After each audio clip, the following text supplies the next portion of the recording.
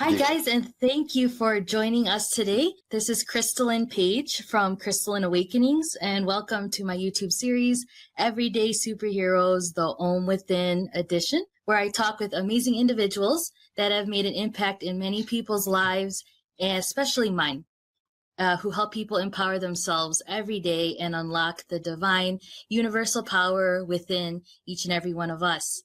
Today, I am so happy to have one of my very good mentors here with me on the call. His name is Matthew Morningstar.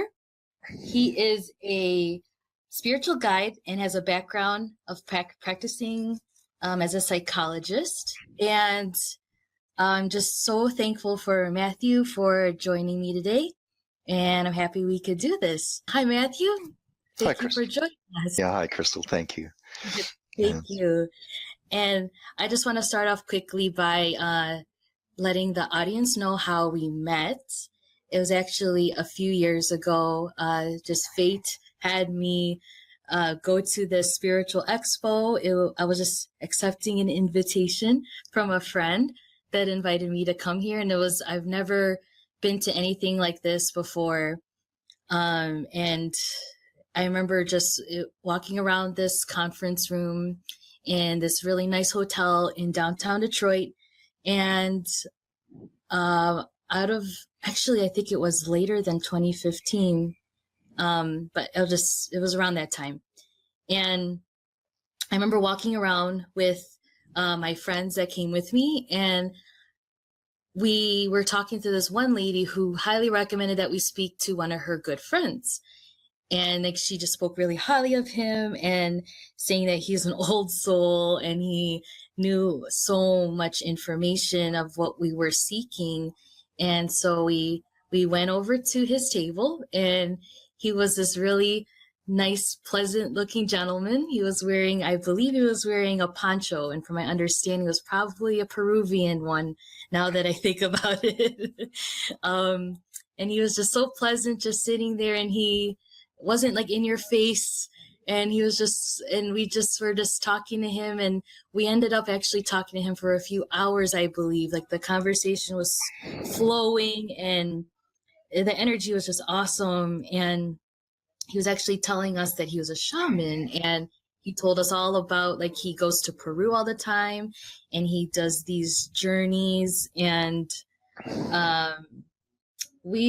me and my fiance at the time, actually, we didn't really think anything of it, but we were thinking, like, wow, we always wanted to go to Peru. How about we have to contact this Matthew guy we met, maybe it was like a year or so ago.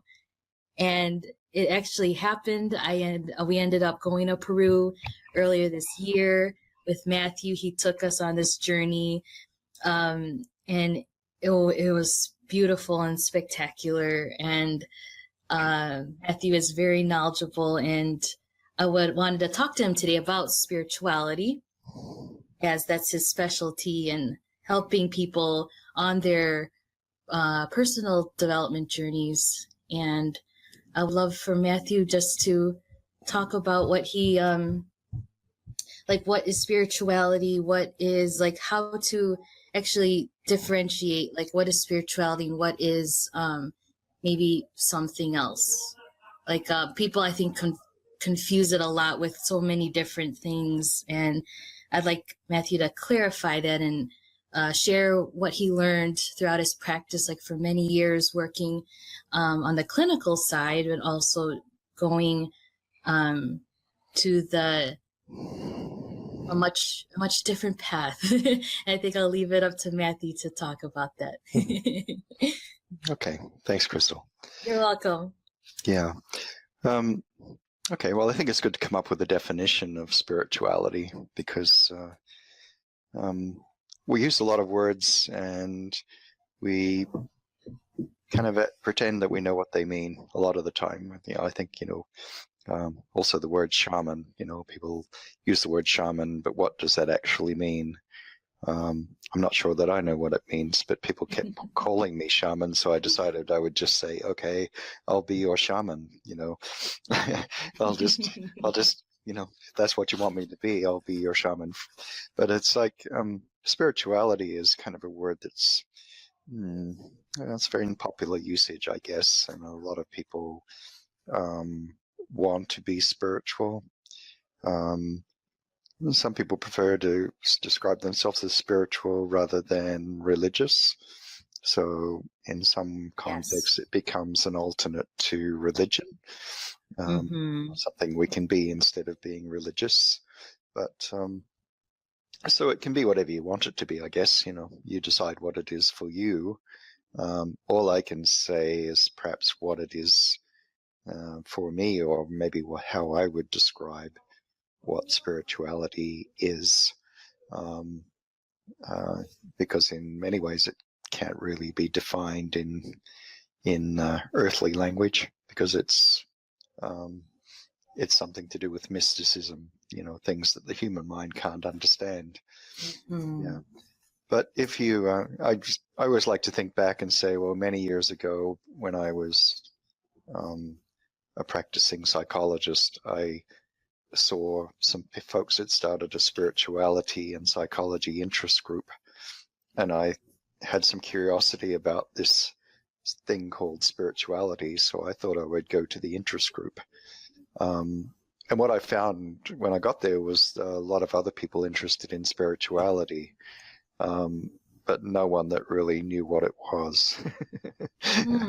Yeah, so it's like they were, so it became a little bit of a blind leading the blind as to what are we actually meeting about, because we don't really have a clear definition of spirituality. And so it was really the spirituality interest group was probably an apt name for it, because it was a group of people interested, but we weren't practicing spirituality, or we weren't learning practices per se.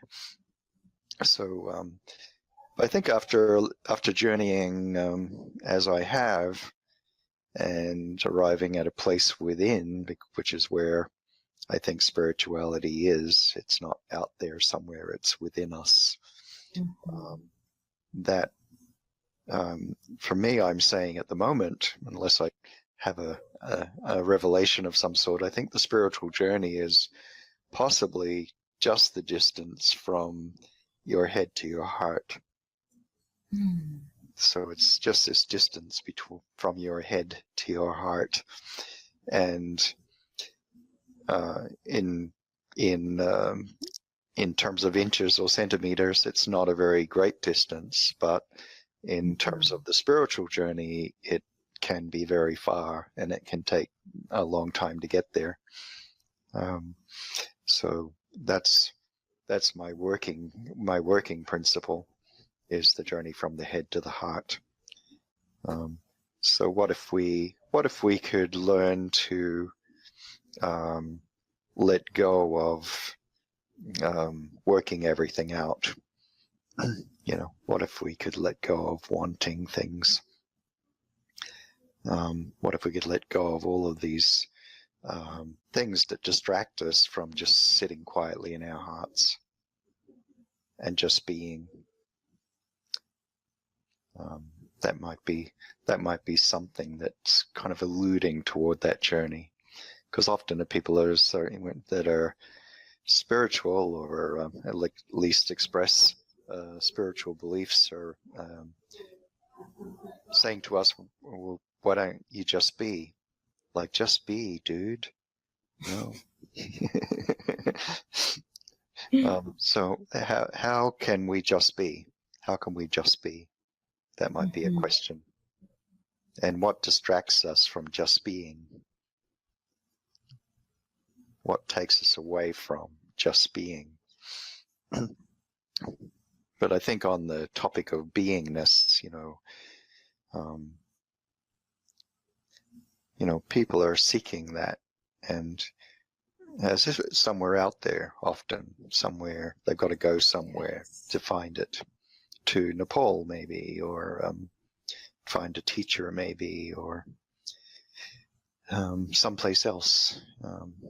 But it's my view that everyone who seeks already has what they're seeking. If you're seeking peace, all the peace in the world is within you. If you're seeking love, all the love in the world is within you. And so if we seek it within, then we can never lose it. We always have it in that way. But in truth, we've never lost it. It's always there, in my view. I think we're just distracted. We're just distracted from feeling it, from being. So I think we need to, perhaps define this spirituality as a journey, but it's an inner journey. And it's not so much a practice, but a destination. It's somewhere that you might land or arrive through practices. Definitely practices can help us, but the practices are not the spirituality. They're just the tools that we use to arrive at a destination, what takes us there. That's beautiful. I love that. I wanted to ask you, you did say like you feel people are just distracted from seeing what they're seeking, if I could say it that way. But why do so many people, like, we think that it's like we don't have it, like we don't have peace, we don't have love, we're always just so taught that like life is not harmonious or something, like we have to find that. Like, I don't know why do you think that concept is like out there? I think we seek to explain things. I think everyone's trying to explain or give reasons for things because, in a way we live in a social system that requires that we have a reason or a justification for everything and that we have to be able to explain things. But I think, I always refer back to, a lot of different spiritual traditions follow the same fundamental principles exist, no matter what spiritual tradition you investigate, study, or follow. But I think, the Tibetan Buddhists have done a good job of making a lot of things very accessible and very clear. I would say they've been thinking about these things for 800 years or so. And so they've spent a lot of time down, from teacher to student, down through the centuries thinking about these questions. And they've come up with answers that work for them. And I think those answers also work for us. I think they've got it pretty much worked out that, what distracts us is our human mind. Our thoughts are the distraction. And the thoughts distract us because those thoughts become emotions, and those thoughts become uncomfortable sensations in our physical bodies. So, and then we get distracted worrying about how to stop feeling bad or unhappy or angry or whatever it is that we're feeling, or how to stop having that pain in our back or our knee or our big toe. But it's like most of the things that distract us are actually generated through our thoughts. But those thoughts do become palpable. They do become something we can feel either emotionally or physically. So I think we spend time bouncing between the thoughts in our mind, our human mind, and the feelings in our body, and going back and forward between the two, but never being able to rest quietly in the heart and in the peace that's within our own heart. When I say heart, I'm talking about the heart of energy, not the physical beating heart. You could say the heart chakra if you talk that language. But I I think a lot of it's that, because I always like the Tibetan description is that everyone wants to be happy and free from suffering. But in order to be free from suffering, we must first have a definition of what suffering actually is. And after hundreds of years of pondering this question, they've decided that suffering is the emotions. And so if we're to be free from suffering, we need to be free from emotions. And so if we're to be free from emotions, we have to know from whence do they arise? From how do these emotions come into being? You know, how are they created? And the answer that they've come up with, and I always find it interesting to note that Western psychology in recent years has decided that the same answer, that emotions arise from our thoughts.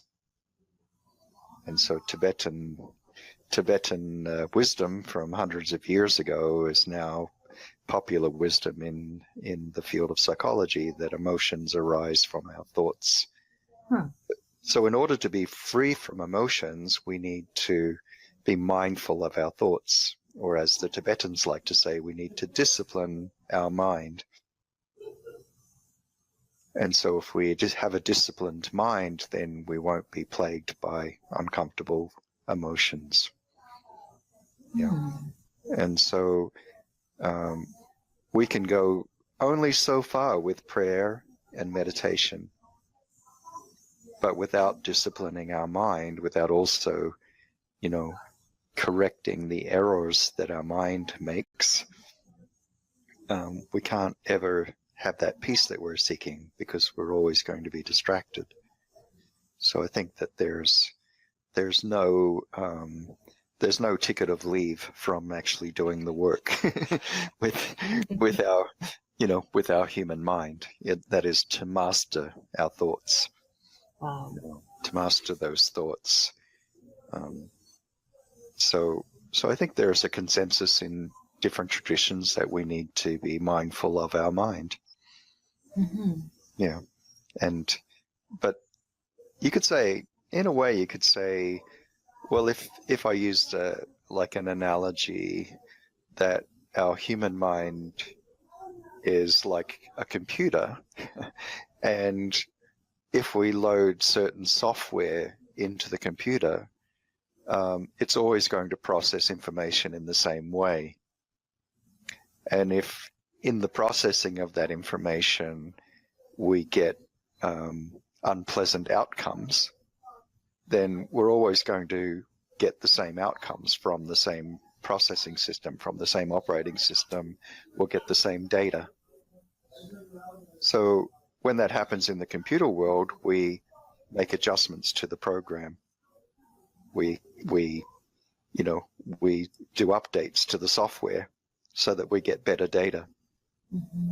So it's like our mind has been loaded with software that for most of us leads to discomfort. You could say unhappiness, or suffering. So the software, the outcome or the output of the software that we have on board is that human suffering. And so if we make some adjustments to the software and correct those programming errors, or simply, because I don't think we can erase, we can't have the comfort of, like we do with our computers, erasing our mind and starting over. So we have to put patches in there and make some software adjustments. But if we make adjustments and corrections to the software, then we're going to get a different outcome, which may well be peace. If we make the right corrections and adjustments, we may well get the outcome of peace. So that's a way of looking at it. It's just a way of thinking about it. Well, maybe I need to make some corrections to the way that I think about things. But can I offer something, another thought along that thought stream, and that'd be okay? So it's like, it's like to say that, I always often say to people, if we, work with the premise that you're a spiritual being having a human experience, and if we say that, oh, if you were sent down into this body as a spiritual being, you're sent down into this body. It's like, whoever does these things says, off you go, Crystal. There's your new body. Jump on in there and good luck. And you on your way out the door, you're saying, hey, wait a minute, but what about the manual? What about how do you operate this mind and this body and these emotions? Like, where's the instruction manual? And Right. they're going, oh, you'll work it out. It's a bit like getting a new piece of technology and not having the instruction book, and you've just got to work it out. Exactly. So you'll be fine. Off you go. Don't worry about that. And so it's like, but we land in the body, and when we land, we're not, we've forgotten how to have a body and a mind and emotions, so we're kind of starting from scratch again, and we don't know how to think. Let's put it that way. Let's say, for example, or perhaps you didn't know how to think, and so but you landed and you weren't trying to think, you were just busy being, as little babies and small children. If you look at them, they're not thinking, they're just being. They're spontaneous, they're in the moment, they just kind of, they just express whatever they express, they don't hold back. So for the first several years of your life, you're just being, but then as you start to master the language, then people start telling you what to think and how to think. So so from the people around us, that's where we learn what and how to think. And so if we look at the people around us, we could say, well, they're teaching me to think as they think. And so would the outcome of me thinking as they think be that I might feel as they feel, given that our thoughts lead to emotions and feelings in our sensations in our body? Would the outcome of me thinking as they think be the same outcome that they're experiencing?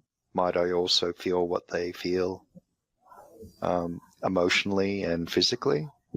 And you could say probably the answer is yes. So if we were taught to think by people who were not at peace and not happy, you could say that had a degree of unhappiness, then would we not also experience unhappiness? Yeah. So, and that's not anyone's fault, because someone taught them to think that way, and the someone before that, down through the generations, everyone's been taught to think as the previous generation thought. So if unhappy people taught us to think, then we could expect to be unhappy. We could expect to experience unhappiness. So where's the manual for happy thinking?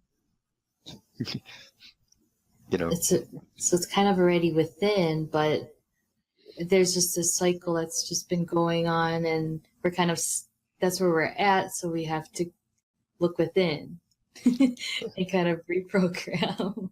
Well, we need to look at what thoughts create suffering, what thoughts that we think are creating our discomfort, our disturbance, our what the Tibetans call suffering. What are the thoughts that are causing us to suffer? And could we identify those thoughts and exchange them for different thoughts? Could we, overwrite those thoughts with new thoughts, new ways of thinking? So it's like, if we can identify the thoughts that create the unhappiness, then we can choose not to think those thoughts. We can teach our mind, our human mind, what we would prefer it to think. So through the power of repetition, we could keep repeating, keep expressing ourselves in different ways, keep correcting our thinking until it becomes habitual or ingrained or automatic. So if we had a manual of what thoughts are causing our unhappiness and what thoughts would help us to be at peace, then we could just do those patches. Yeah. So if we could discipline our mind, as the Tibetans say, and ultimately through the power of prayer and meditation, we could perhaps get our mind to be quiet, so that we can just be. Then that would all be part of this process of how to live as a spiritual being in a human body, having a human experience with a human mind that we have mastered, that we have mastered the mind. So sometimes people have said that it's like our human mind has gained. I would say maybe that it's like if you were on an old sailing ship, and your heart mind. If we talk about heart mind and head mind, so the heart mind is the captain of the ship, and the head mind is the first mate. And when you're a child, the heart mind is clearly in charge of the ship, clearly determining which direction the ship sails. When you're a very small child, you're totally sailing the ship with your heart mind. And then the head mind gains some strength. And you could say that the emotions and the physical body are like the crew on the ship. And so in order for the first mate to take over the ship, the first mate needs the crew to be on his side. Like if he wants to displace the captain, he needs the crew on his side. So how do you get people to follow you? You stir up a lot of fear. And so it's like the first mate's sending fear into the body, sending fear into the emotional centers. Oh, don't trust the captain. The captain doesn't know anything. The captain's going to wreck the ship. Follow me. Let's, and then you have this kind of mutiny where the first mate takes over the ship. So it's like the head mind, as the first mate on the ship, gets control of the ship through fear, through sending fear down into the body, making everyone uncomfortable and want to follow me. I'll keep you safe. That's what the first mate says. And then kind of locks the captain up, locks the heart mind up in his cabin, and the captain doesn't get a say in anything anymore. Yeah. So it's like in order to get the ship back, we need to get the first mate to stop being afraid, to stop sending all that fear, making the crew afraid, so that the crew want to follow it, follow the first mate. So we need to discipline the mind. We need to discipline that human mind. We need to get the first mate back on track to be free from fear. And so we're not going to be angry with the first mate. We're not going to make him walk the plank. We're not trying to throw him overboard. We're just going to love him. He was just mistaken or misguided, and he's not a bad first mate. So it's like the heart mind comes at it from non-judgment. The heart mind doesn't judge. The heart mind comes from the place of unconditional love, of peace. And so we're just getting the first mate to calm down, to realize that the ship's not about to sink, that, we're not going to sail off the end of the world. If the captain takes charge of the ship, everything's fine. Everything will be fine. So that's my recent metaphor for just just changing the order of things within. Because some say that the head mind should be the servant of the heart mind, but for most of us, the power is reversed. It's like the heart mind is locked in the cabin, and the head mind's taken over. Mm-hmm. And so it would be nice if we could restore the natural order of things. Yes, and life just flows, and it's beautiful. Yeah. And I say, head minds are very useful. I think Eckhart Tolle made the point, head minds are very useful for solving crossword puzzles and building rocket ships to the moon. Mm-hmm. Heart minds have no interest in building rocket ships to the moon, right? Uh-huh.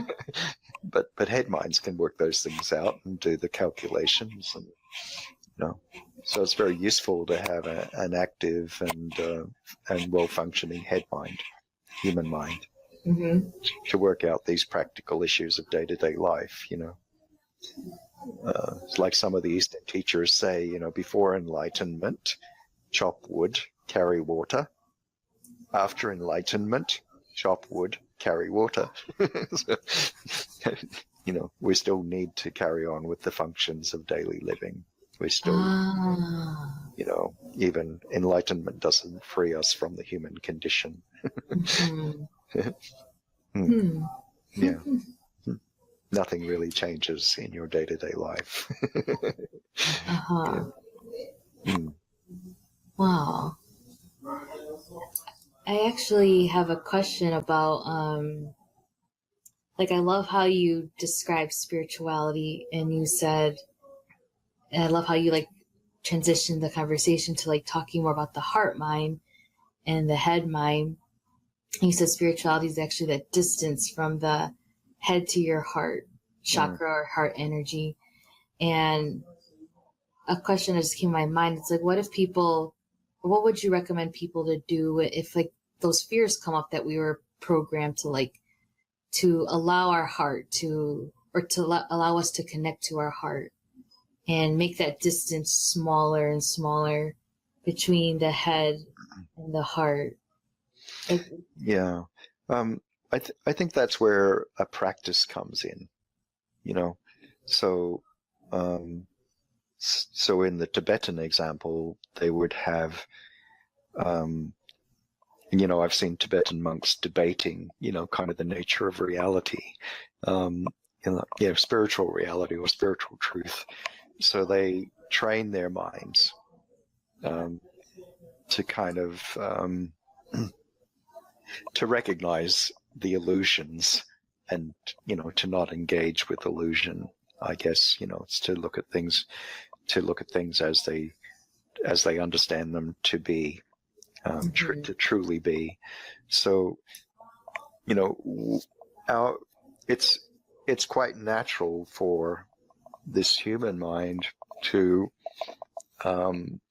generate fear. There's lots of fears, and just about everyone, all of us have experienced the same fears. And, I think that a lot of that comes from our early childhood, how we learn to be in the world, and how we learn to navigate the world of people and to survive that, or stay safe, or to try not to get hurt too often or too much. We're always trying not to get hurt.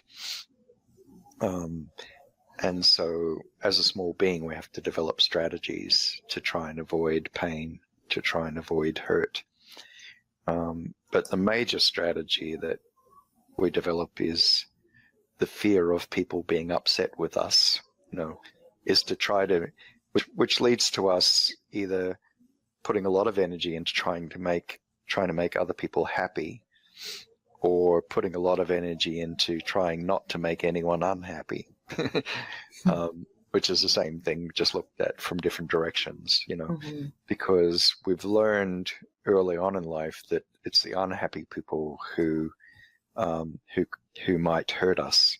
Unhappy people are somewhat unpredictable and might hurt us.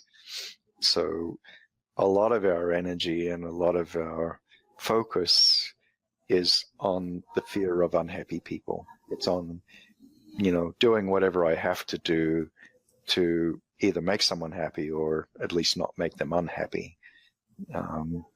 And so our focus and our energy is directed outside ourselves, trying to do the impossible, i.e. to make someone else happy. because we actually don't have the power to make anyone happy, despite what anyone ever told us. And so if we don't have the power to make someone happy, then that's not our responsibility, because we can only be responsible for that which we have power over. Yes. If we've got no power, then we're not able to choose. And if we're not able to choose, then we're not responsible for the consequences, So it's like, but when we choose, when we make a choice, when we have power over something and we make a choice, then the consequences of our choice are our responsibility, So we end up mistaking, having this belief that we have the power to make someone happy or unhappy, then putting a lot of energy into trying to do that, and then failing at that, which is the predictable outcome, because we don't have the power to make another person happy or unhappy. So we fail, but then we don't see that. We see that failure as something that's a dysfunction or something lacking within us, that the failure is because there's something wrong with us, not something wrong with the belief system. So we're believing we should be able to make someone happy. We're trying really hard to do it. Then they're not happy. And then we think it must be me. I must be the failure. It must be me. I'm somehow not able to do this. But it's not that. It's the formula. Like, it's the belief system that's the problem. And so no matter how many times we run that faulty software, the outcome's going to be the same. So I should be able to make them happy. I'm trying really hard to make them happy. They're not happy. Oh, damn, I failed. I'm a screw up. I'm useless. I'm hopeless. I'm no good. I'm not worthy. So we punish ourselves for the failure by thinking unpleasant thoughts about ourselves. But then we'll rally ourselves again and we'll go out and we'll try again the next day to make them happy. And of course, then we don't. And then it cycles around that we failed, and then we punish ourselves for the failure. And so this is a cycle. It's a cycle that we keep repeating because we were told if at first you don't succeed, try again. But if we changed our software, then we realize that we don't try to do the impossible. And so we realize that the fault is not with us, it's with the software, it's with the belief system. And so, we don't have to beat up on ourselves anymore. We can be okay. We don't have to get into this trap of putting ourselves down, feeling like a failure.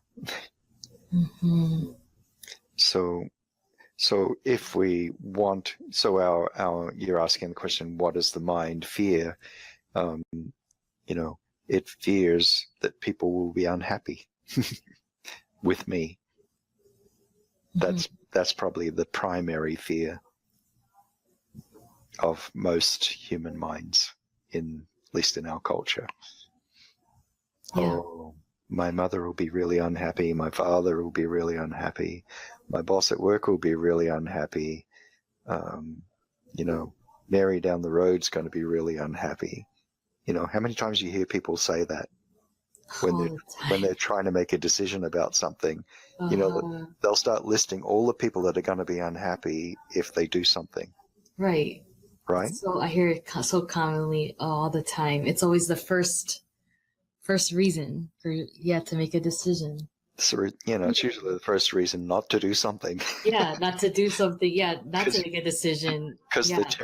the terror that you feel when you think Mary down the road, or mum or dad or the teacher or the boss, or they're not going to be happy. The terror that you feel in that moment when you visualize their unhappy face, and then run quickly through your mind flashes all the terrible things that they might do to you to hurt you. Mhm. and that makes you want to run away. You know, well, Yeah. I just won't do that because I don't want to get hurt. I don't want to feel the pain that will come if they're unhappy. Hmm. Yeah. So It's very interesting. I think, you know, you could define fears in many ways, but our primary fear is that one. Our primary fear is that someone else will be unhappy.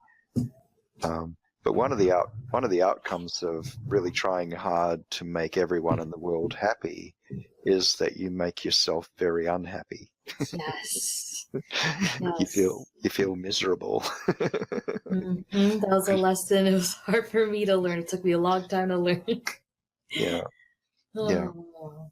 yeah. So we need ways to engage with our human mind to recognize the faulty software, to make some corrections to the program. But another part is we also need, I always say that human mind has learned to be afraid of the feelings of fear. So those emotions that you feel, those uncomfortable sensations that you feel in your body, your human mind has learned to fear the feelings of fear, the feelings that are created by fear. Mm-hmm. And so remember, there's a very oft quoted phrase that says, there is nothing to fear but fear itself. Yes. Yeah. So I always make an adjustment to that and say, you're truly just afraid of of the feeling of fear. And so it's like when we think a certain thought, and that's, you could say, a scary thought, we feel a scary feeling, you know, an uncomfortable, unpleasant feeling.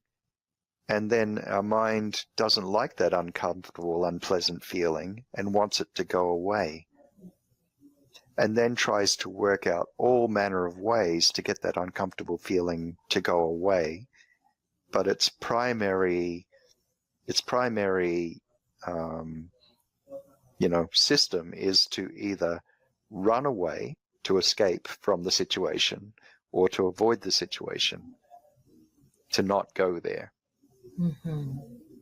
So if you think about, saying or doing something, and then your scary feeling arises, then your human mind notices a scary feeling and wants it to go away. And so then you think, well, I won't say or do that thing that I thought I'd do. And then the fear settles down because you're not walking closer to the precipice. You're not stepping into the fire. You're saying, I'll just back away. I won't go there, mind. It's okay. We won't do that because you're scared. And so then the fear dissipates. Okay.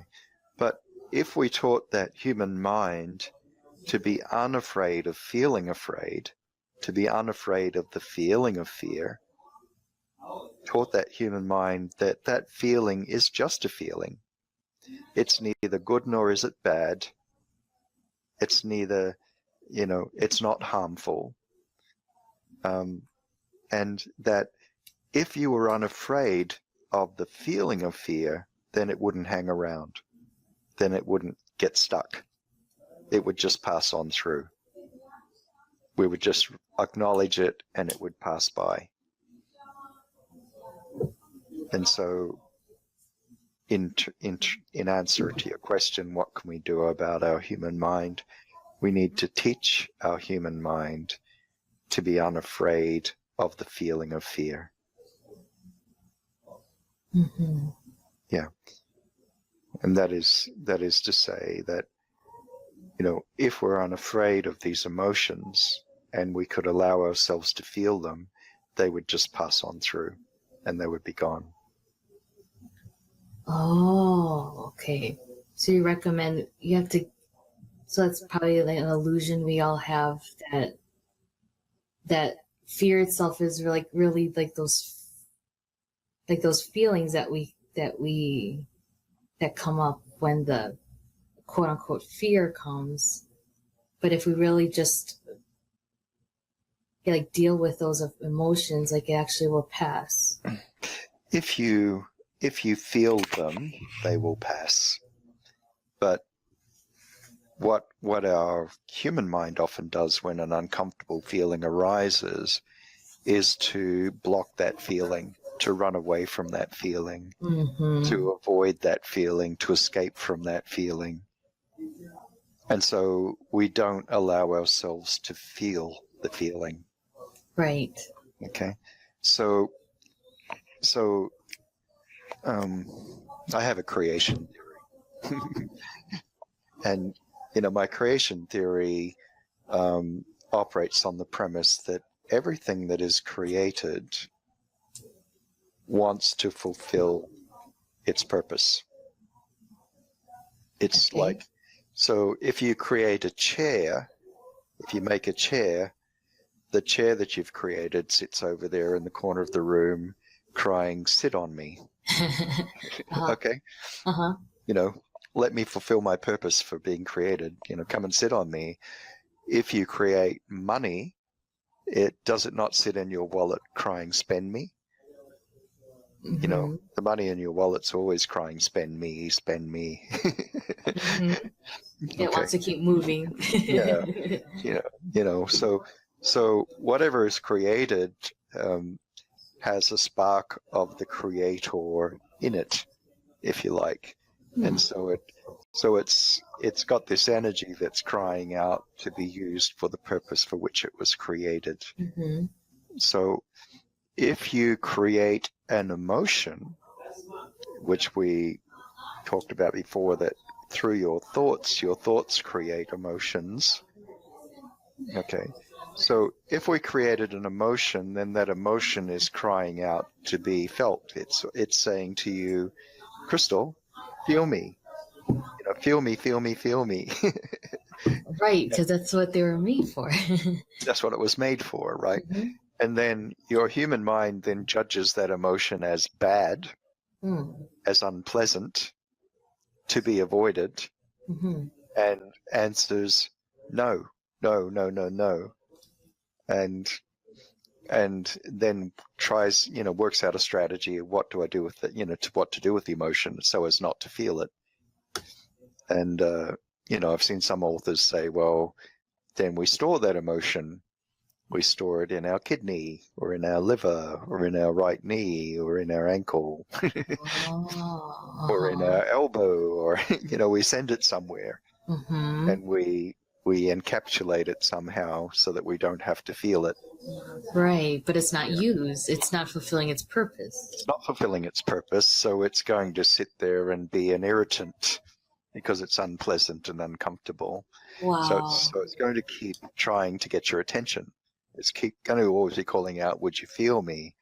So it's a bit like a traveler that comes to your door and knocks on your door and says, "Hey, Crystal, will you feel me today?" And you say, "Not today," and slam the door in its face and say, "Get out of here. I'm not feeling you. I'm not going to let you in." Yeah. So we have no love for that traveler. We have no compassion for that traveler, you know, and so we send it away. But it keeps coming back. It's persistent. It's persistent, and it'll keep trying to get your attention. So really you could say, some authors say, well, that feeling is dis-ease.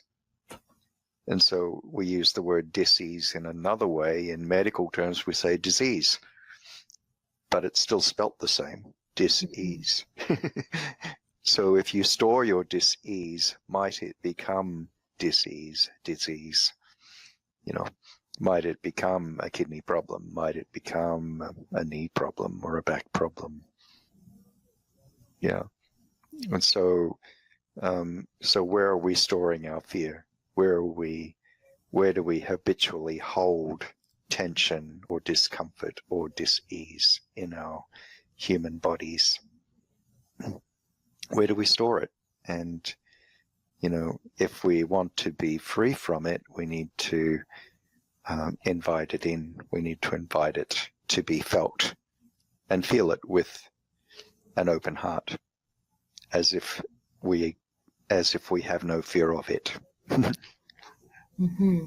And when we have no fear of it, then it will just pass on through. It will leave us. Wow. Once it's fulfilled its purpose, it will go. Once it has been felt. And so we need ways in which we can allow ourselves to feel those emotions that prior to this moment we have not allowed ourselves to feel, because they're all there waiting to be felt. Mm-hmm. They're all of those unfelt emotions are waiting to be felt. Yeah.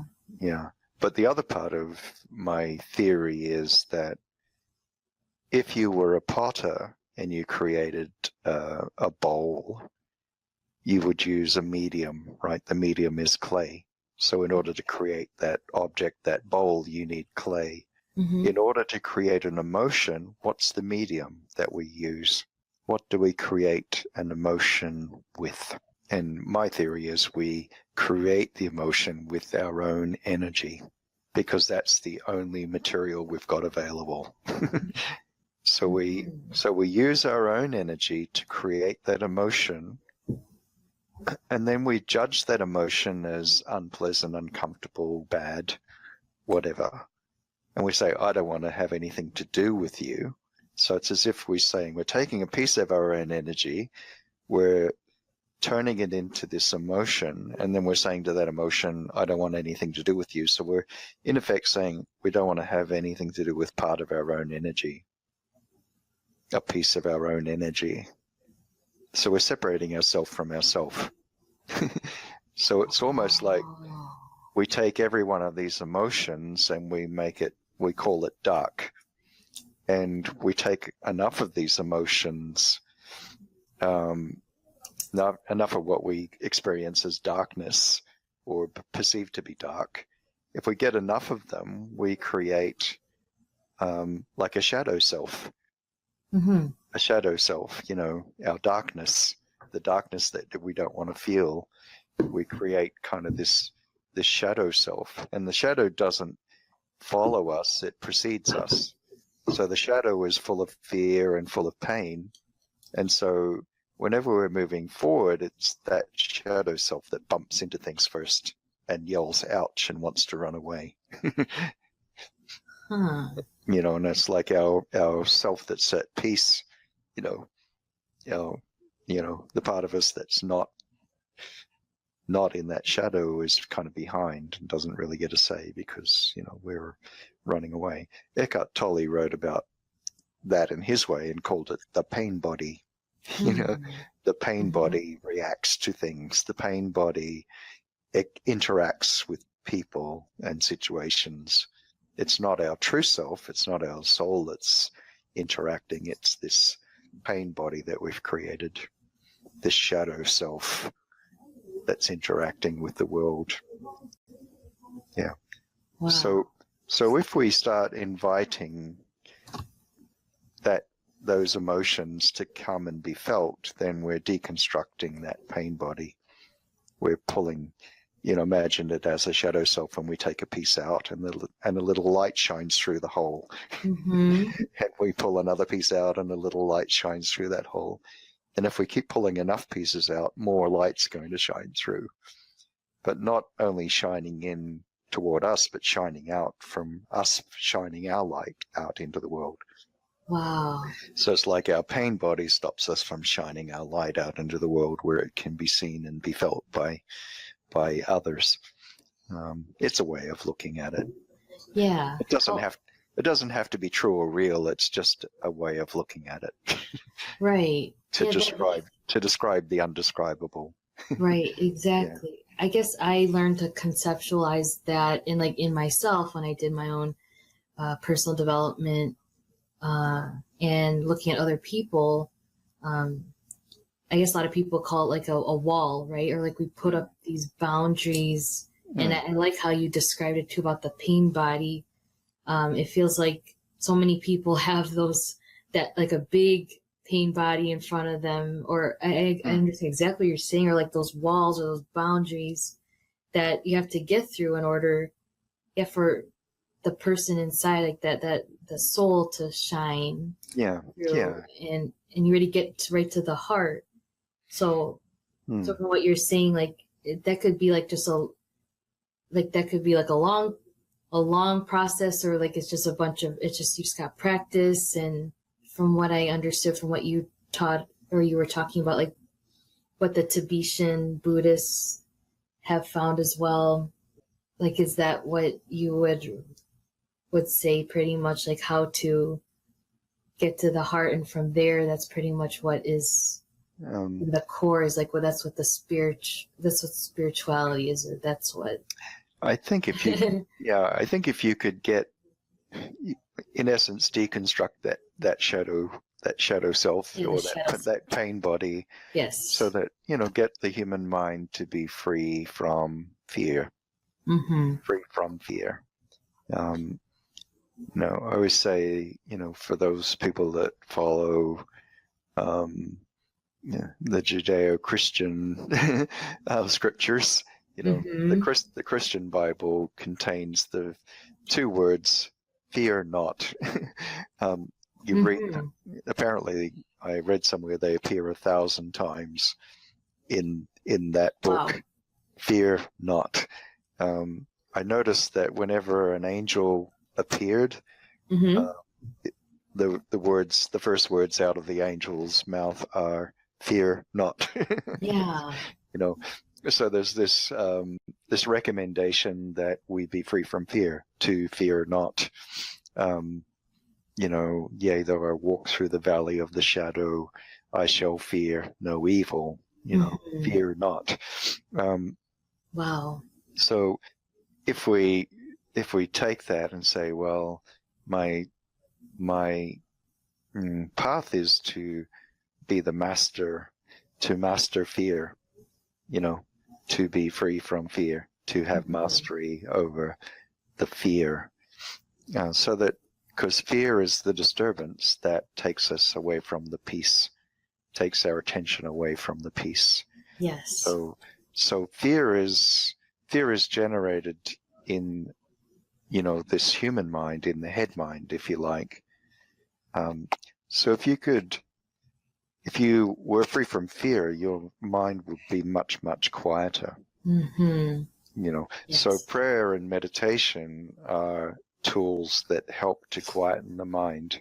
And then there's the practice of disciplining the mind, changing the programming, changing the software, so that it doesn't keep throwing up fearful thoughts all the time. So that, the prayer and meditation helps to get the mind to be quiet, but as soon as you stop meditating, your mind kicks back in and starts generating all the old habitual thoughts. So, you don't necessarily progress by prayer and meditation alone. It's also a process of watching what you think and disciplining that mind and teaching it how to think. Yes. Yeah. But if you were free from fear, and then if that mind were unafraid of feeling afraid, then it would be a lot quieter. Yes. Which is, perhaps a goal of meditating and praying a lot, to get the mind to be quiet. I heard it said of a guru in India when asked, Master, how can I achieve enlightenment? And the guru said, chop off your head. Yeah. and the guru is not meaning literally get an axe and chop your head off. The guru is going, get that head mind to be quiet. Exactly. Get that head mind to be quiet, and perhaps enlightenment will come.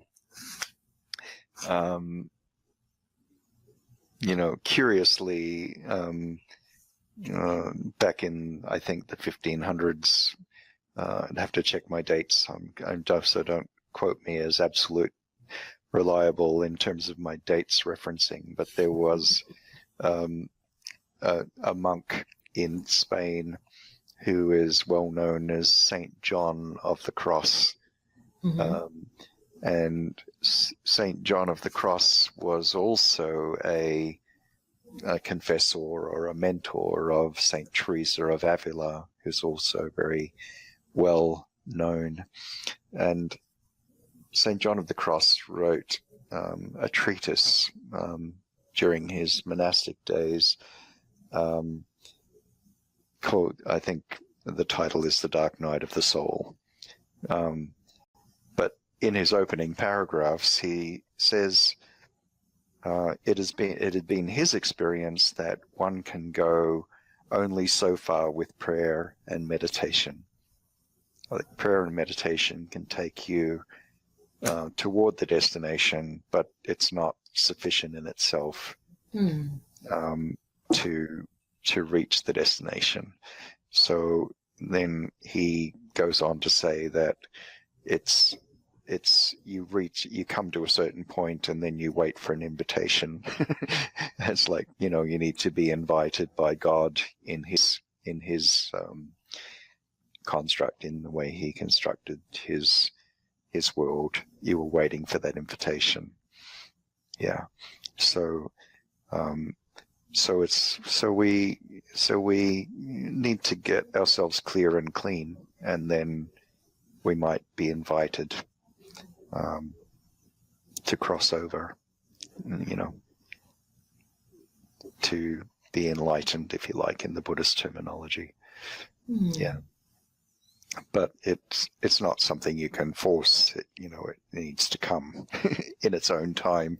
Yes. Which is often what I say, that why is divine timing not my timing? Exactly.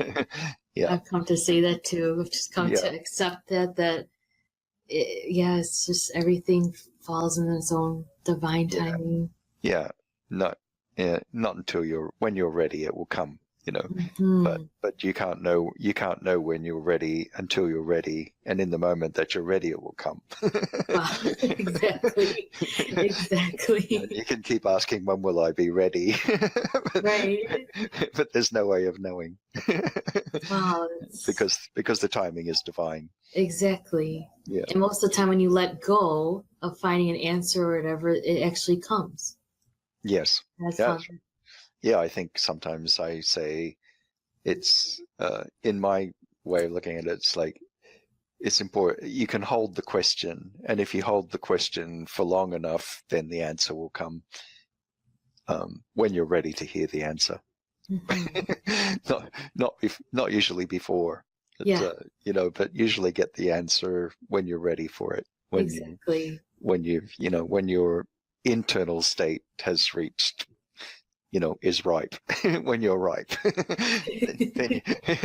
So you kind of have to sit on that question and percolate it, and carry it in every fiber of your being and then the answer will come. It's like, it'll be just like, it's like the entertainer Arlo Guthrie once said in one of his stories, like, it came to me like a vision burped across the clouds. But it can be that divine revelation where you get the answer to the question. Yeah. But not until you're ready. Yeah. Not until you can feel it. Exactly. Yeah. I found it to be exactly like that as well. It's beautiful. That's beautiful. Well, thank you, Matthew. Like that, this was just very enlightening, like, for me, and it connected a lot of dots for me too. And I feel it would hopefully this will help a lot of people. I feel it will. But like you said, the answers will come to people who are seeking it when the timing is right. Or most of the time, what you're seeking is already in you, what you said. Mm-hmm. It's beautiful. Yeah. Yeah, there's a scriptural quote which says, seek and ye shall find, knock and the door will be opened unto you. Mm-hmm. But I think, where we need to seek and where we need to knock is within. It's like we're looking within our own heart, where, we're seeking and knocking within. Yes. Looking to open that door. So it's like, that I think there was another reference, to it's probably in one of the Psalms in the scriptures where you come to a point where the verse says, "And I shall dwell in the house of the Lord forever." And for me, I think that's what you're seeking. That's what you seek. Seek and you shall find. Knock on the door shall be opened unto you. But it's within you.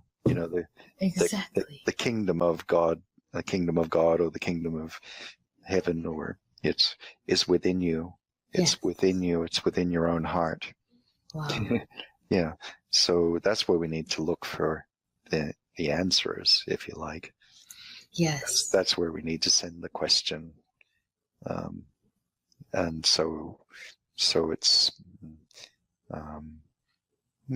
I think it's important to acknowledge that we can run around the world and we can go to all sorts of classes and track down all sorts of teachers and masters, and all that they can ever do for us is to direct us back. Mm-hmm. And it's probably the answer people don't want a lot of times. Can't you just do it for me? Can't you just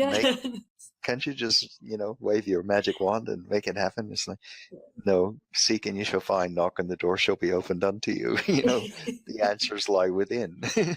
Exactly. Yeah. It blew my mind when I realized, wow, I've been seeking so much and it's just been within me this whole time. Like that moment, it just changed my life when I realized that. And it's so funny. Yeah, what you were saying, I've heard that over and over again, like people frustrated that where's the answers? Like I want answers. I want immediate results, but you have to find it within you.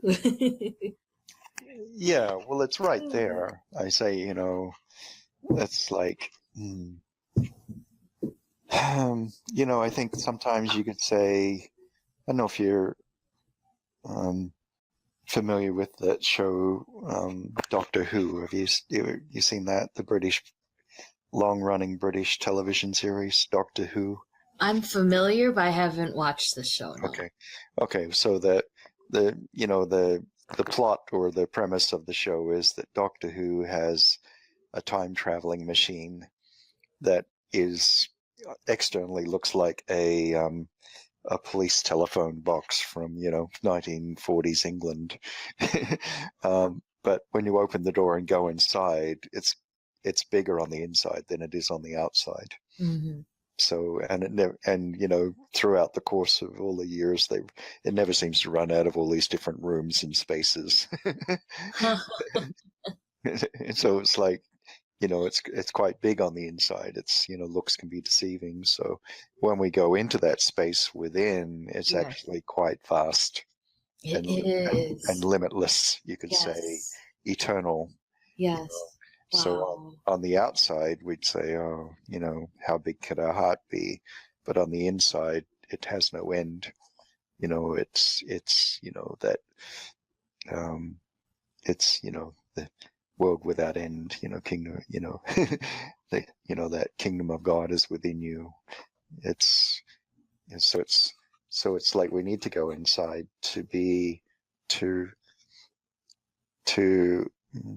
well, maybe it's like they talk about the illusion of separation, when we go inside, we feel connected and connected to everything, at one with everything, and not separate.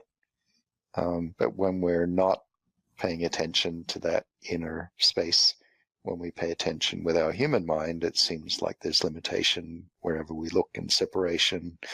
Yes. We feel separation, and separation is just an illusion. It's just an illusion. So, yeah. So, I don't know. I think there's lots of references to it in different traditions, and even in Tibetan tradition. I think there are certain meditations where you visualize a temple, and you visualize going into that temple through various entrances and encountering whatever you encounter within that temple in its various rooms and on its different levels. And so that's not unlike that statement in the Judeo-Christian sort of culture scriptures, where you're saying, well, my Father's house has many rooms. The kingdom of God is within you. Right. Go inside and explore the rooms. What might you find in there? Yeah. So there are many metaphors or references that kind of allude to things, because I think, to say in closing for today that, down throughout the ages and right now in this moment, as we're, having a conversation about spirituality, even in the days of Jesus, people ask, why do you talk in metaphors? Why do you tell people stories? That's what his followers said. And he said, well, if I told them the truth, they wouldn't understand me. So I have to tell them stories. So it's a bit, but you guys understand me because you've had the experience, like you've gone there, and we can talk about what we both have experienced, what we both know to be true, but they don't know it to be true because they haven't been there. So I have to tell them stories to try and lead them to there, to help them find their way there. But but it's a bit like, why do we call these things why do we call people that, like saints, like St. John of the Cross or St. Francis of Assisi or Yogananda, we call them mystics, right? Right. We call them mystics because they either practice or, we feel that they somehow engage with something we call mysticism, and then we talk about mystical traditions, mystical traditions of ancient Egypt, for example. Right. Or maybe mystical traditions of the Mayans or something like that, we could say. And so if it's mystical, that means it's part of the mystery. And so I don't think our human mind can really adequately perceive that which is a mystery. And so we're always just, when we're trying to understand these things with our human mind, we're always talking around the topic, trying to describe it, stories and metaphors, and alluding to it, but never really talking about it, because it's not something we can think about. It's something that we can feel. Yes. With our heart mind. Yes. But not conceptualize with our head mind. So these things always remain a mystery to our head mind, which can only operate in terms of concepts and constructs, but doesn't actually feel anything. Wow. Your head mind is not a feeling instrument, it's a thinking instrument. Right. It's processing. Your heart mind is a feeling instrument. Yes. And can feel that which is mystical and a mystery, if you think about it that way. So why do we, have to use metaphors and stories? So that the head mind can at least, open to the possibility that something mystical might be possible, even though that head mind can't directly experience the mystical. Right. Yeah. So Excellent. So we feel it. We don't think it, you know. Mm-hmm. We feel it. And so we need to exercise our feeling instrument. Yes. Yeah.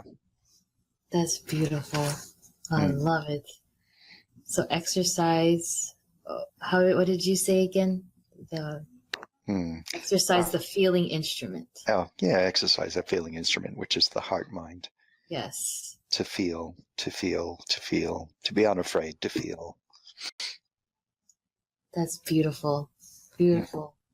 Thank you, Matthew, so much. I don't want to take up more of your time, but we covered a lot. This was really, really enlightening, beautiful. Oh, very thankful for what you talked about today and shared. Yeah. Well, I always say that when people ask me what I do, I prefer to say that I show up and seek to be helpful. Yeah, it's perfect that you did. so I'm hoping that that at least some of that is helpful to at least one person in the world. Yes, it was helpful for me. And I know it'll be helpful for many people. Yeah. I know. But thank you. Yeah, that's exactly what you did. You always seem to, I guess with that mindset, you do provide what is being needed or sought out. I like that. You're open. Well, it's fun to have played with you today. Oh, thank you, Matthew. And same here. And I do want to leave everyone with your contact information. So if they would like to learn more, go on their journey with you. It's www.shamansroad.com. That's SHAMANSROAD.com. And also you can contact him, Matthew, at shamansroad is it gmail.com, correct? Yeah, simply shamansroad@gmail.com. Yes. Yeah. And he also has a Facebook as well, Shaman's Road. So, yeah, and I will have links to at the bottom of this video if you want to learn more about what I do and start your spiritual journey. And thank you for listening in today. And thank you, Matthew, for being with us today. Really appreciate it. Namaste. God bless you. Thank you, Crystal. Blessings to you too. Thank you so much. Look forward to speaking again. Yes, definitely. Definitely would love that. Thank you. Okay. All right. Take care. Have a good evening. If you liked that episode and the topics I talked about, please like, share, subscribe to my channel, and comment below about any other topics that you'd want me to talk about or people you'd like me to interview. I'll get that video made just for you. Let me know, and I'll see you at the next video.